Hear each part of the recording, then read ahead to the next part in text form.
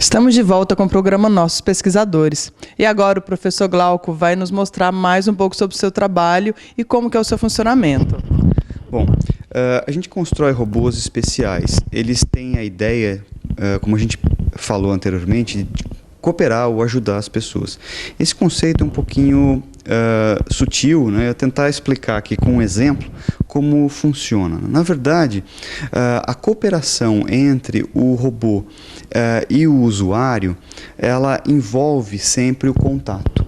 Esse contato ele deve ser coordenado e controlado numa primeira instância, né, para ser uma interação confiável e que, em hipótese alguma, vá machucar o usuário, né? Então, ele não é em nada parecido com os robôs que a gente encontra nas indústrias, porque esses robôs, normalmente eles estão operando cercados por uma grade. Então, eles não podem interagir com as pessoas. Nesse caso, a gente está criando um dispositivo que está em contato direto, no nosso caso, com o paciente, né? Então, o fato do robô interagir com o usuário leva à necessidade de eu conseguir sempre fazer com que o paciente, que o usuário, tenha a impressão de que ele é mais forte que o robô. Mesmo que isso não seja necessariamente verdade. O robô tem que passar essa impressão para o usuário. Então, apesar do robô sugerir movimentos, eu posso fazer com que o paciente imponha a sua vontade, que o paciente superponha os movimentos ao robô e o robô aceite isso de forma, vamos dizer assim, amigável e confortável, tá certo? Para que isso é útil? O robô ele vai interagir, por exemplo, com um paciente que acabou de sofrer um AVC, que ainda não tem capacidade de realizar os movimentos, mas ele tem a intenção de realizar. Então, como que a gente provoca isso no usuário? O robô ele é configurado para funcionar como se fosse o joystick de um videogame. Então, o robô vai mandar os sinais de movimento para o videogame como se fossem as entradas de movimentação de um jogo. Bom, se o paciente ainda não consegue fazer esses movimentos, o robô coopera com o usuário, mandando sugestões de movimento que levam o paciente a alcançar o alvo, a intenção do jogo. Então, a gente tenta fazer coincidir o alvo do jogo com a intenção de movimento do paciente. Então, se o paciente não realizar nenhum movimento depois que o alvo é colocado no videogame, o robô começa lentamente a movimentar a mão do paciente na direção do que o jogo teria como intenção ou teria como alvo. Bom, isso é muito bom no início porque causa uma sincronia entre movimento e intenção do usuário, intenção do paciente. E isso, em neurociências, é o que causa o processo de reabilitação, comprovadamente, né? Bom, o paciente começa a melhorar e começa, com isso, ao longo das diversas sessões de terapia, a ganhar capacidade de movimento. Nesse processo, o robô muda o papel, então ele deixa de ajudar o paciente, forçando que os movimentos sejam provocados pelo usuário. Adicionalmente, a gente coloca algumas características inteligentes de controle que tentam evitar ou minimamente impedir o paciente de realizar movimentos equivocados. Então, a gente tem alguns movimentos trêmulos ou alguns movimentos involuntários da pessoa que sofreu o AVC e que vão sendo, vamos dizer assim, punidos ao longo do jogo, né? Bom, o tratamento evolui mais ainda e o paciente começa a realizar movimentos de forma lenta e com pouca intensidade. Aí, nessa situação que tem mais uma evolução no processo, o robô passa então a reagir e fazer uma resistência da mesma forma como o terapeuta gostaria que ele trabalhasse. Então, nesse instante, o robô colabora para ganho de tônus muscular, né? Então, a característica nova desse aparelho é que, por orientação ou com a orientação do clínico ou do terapeuta, ele passa a ter papéis diferentes ao longo do processo de reabilitação, tá? Bom, o paciente está jogando um videogame. Acho que a gente pode passar, então, a mostrar agora o jogo em funcionamento, né? Então, a gente desenvolveu um videogame convencional. A ideia é ter um ambiente tridimensional que opera de forma confortável, né?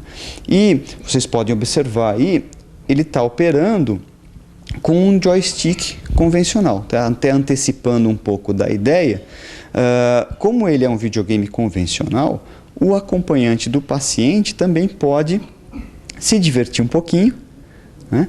E pode fazer uma competição ou uma disputa e tentar transformar o período de reabilitação ou a sessão de reabilitação em algo mais confortável. Bom, mas o nosso sistema pode então ser configurado. Então a gente vê aqui um resumo do hardware, né? Claro que isso aí é um desenvolvimento ainda, né, com caráter científico, então todo esse hardware está espalhado aí na bancada, né? Então o que a gente gosta de mostrar é que existe um computador para embarcar todo esse processo inteligente. Isso tem que acontecer em tempo real.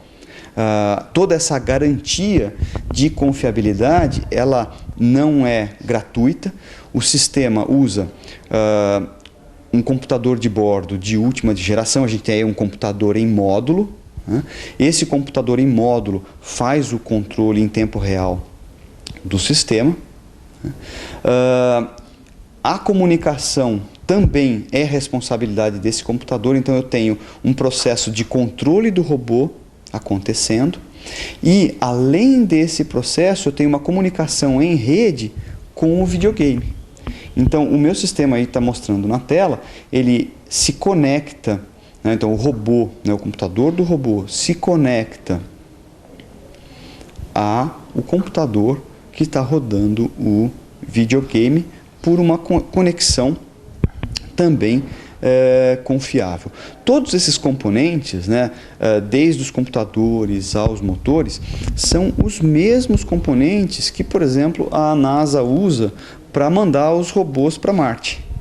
Então a gente trabalha só com componentes de primeira linha, né, não necessariamente os mais baratos, mas os componentes que vão garantir a integridade física do paciente. Bom, então agora eu passo a ter um dispositivo, né, como a gente já tinha visto, que está conectado ao videogame, e eu mudo, né, a recepção dos comandos de um joystick convencional para um joystick robotizado, né? Obviamente os movimentos que o aluno de pós-graduação está mostrando aí, o Kleber, né, eles são movimentos muito mais rápidos do que um paciente com AVC ou uma criança com paralisia cerebral iria conseguir fazer. Mas todos esses ajustes dos jogos podem acontecer de forma automática. Então, o terapeuta ele pode se concentrar na realização do movimento. Ele não precisa ficar preocupado com os ajustes dos jogos. E tudo isso é feito usando ferramentas de inteligência artificial de maneira automática. Existe toda uma preocupação em oferecer para os pacientes um ambiente atual e agradável de jogo. Obviamente existem ferramentas e produtos comerciais de altíssima qualidade. Por que a gente desenvolve o nosso próprio videogame? Na realidade é para tentar fazer com que essa plataforma seja totalmente aberta e configurada para profissionais da área de saúde. Então ele não está adaptando um jogo existente que é feito para diversão para uma aplicação de saúde.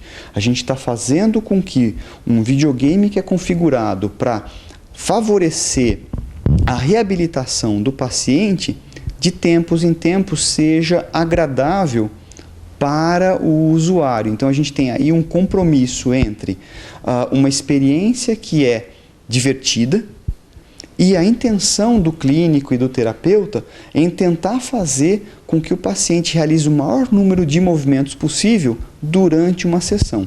Com esse tipo de abordagem, a gente já tem resultados que excedem em mais de 10 vezes o número de movimentos que um terapeuta consegue obter do paciente numa sessão convencional. Então, nesse sentido, não é de se estranhar que a terapia utilizando robôs tenha um resultado superior à terapia convencional. O paciente, em primeiro lugar, esquece que está fazendo terapia, ele passa a imaginar de forma lúdica que ele está se divertindo e, ao mesmo tempo, o terapeuta não fica sobrecarregado e não deixa a sua terapia limitada à sua fadiga. O programa vai para um breve intervalo, daqui a pouco voltaremos com nossos pesquisadores.